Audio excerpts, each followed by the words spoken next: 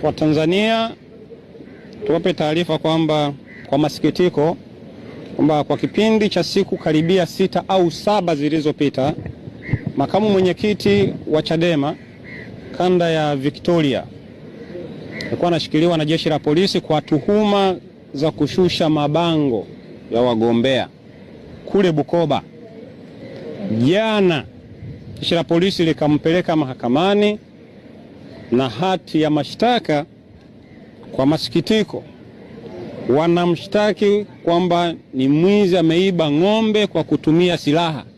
Kwa maneno mengine, hilo kosa linaitwa ni armed robbery, ni wizi wa kutumia silaha, na ni kosa lisilokuwa na dhamana kwa mujibu wa sheria.